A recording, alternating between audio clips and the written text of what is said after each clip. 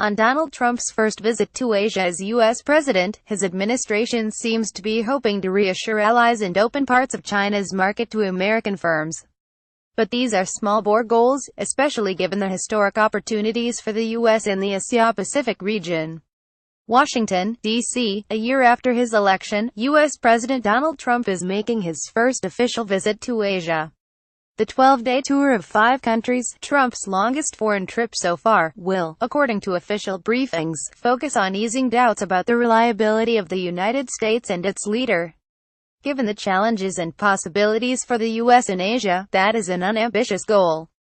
Strigeti images Drew Anger RGT images Saul Objeti images Trump will start his trip by reinforcing America's alliances with Japan and South Korea, alliances that he previously discounted and belittled, particularly during his campaign. The aim is to buttress his demand, which he will reiterate when he reaches Beijing, that China follow through on its pledges in the United Nations Security Council to tighten sanctions on North Korea. Next, Trump will head to Vietnam and the Philippines. Close relations with both are necessary to underpin ongoing U.S. efforts to challenge China's growing influence in Southeast Asia. President Barack Obama's administration had mixed results in competing for influence with China.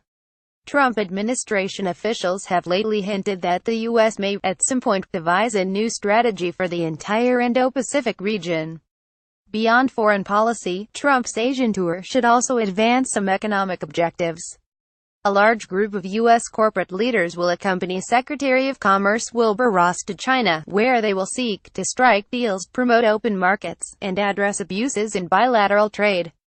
Chinese officials, for their part, have indicated that they will announce new agreements and consider opening parts of the Chinese market that are now closed to outsiders. So far, so good.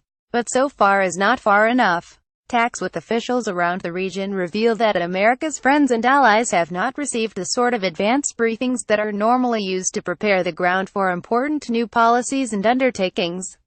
More fundamentally, briefings and statements in the run-up to the trip have shown no regard for major political and strategic trends that are now converging, trends that must inform any comprehensive U.S. policy toward Asia. Help us improve our news site by giving us feedback. Click here. The first such trend is the decline of the U.S.-led unipolar world order that has prevailed since the end of the Cold War, and the re-emergence of great power rivalries. China, Russia, Europe, and the Middle East are all headed in new directions, and America no longer has the capacity it once did to influence them. The Trump administration needs to abandon its complacency and pursue competitive coalition building. Doing so will require Trump's confident assertion of the benefits of the U.S.-led liberal international order, which China and Russia are now challenging. It will also demand that Trump display leadership in forging international cooperation, particularly on trade. Just as Trump has walked back his denigration of America's European and Asian allies, he should stifle his inclination for protectionism and unilateral action. Politically, Trump stands to gain much more by leading the way toward a new multilateral free trade agreement than he would by pursuing isolationism and allowing China to assume trade leadership in Asia. And Trump has a golden opportunity to do so.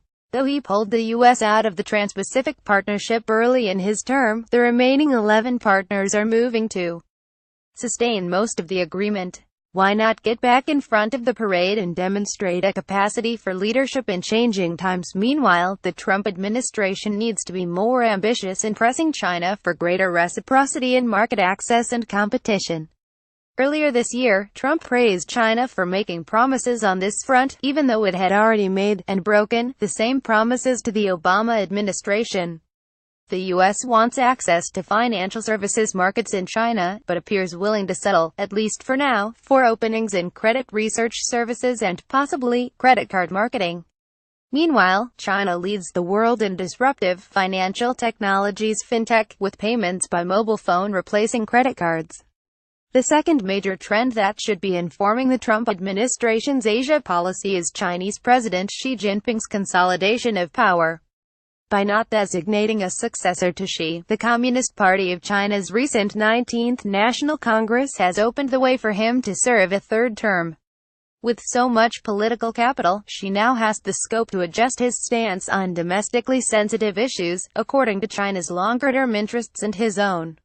China's recent agreement to normalize relations with South Korea, after more than a year of acrimony, may reflect the effect of Xi's liberation from succession politics. Prior to the 19th National Congress, China insisted on punishing South Korea for allowing the U.S. to deploy its Terminal High-Altitude Area Defense anti-missile system on its territory. But this approach brought China no benefits. On the contrary, it damaged China's reputation in South Korea. Now, China is backing off. Trump should seize this moment to secure greater cooperation from China in tackling, along with South Korea, the North Korean threat.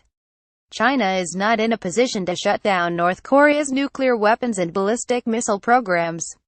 But it can cooperate with the U.S. to narrow the North's choices and reduce the potential for a conflagration on the Korean peninsula, such as through covert cooperation and official contingency planning for the future of North Korea.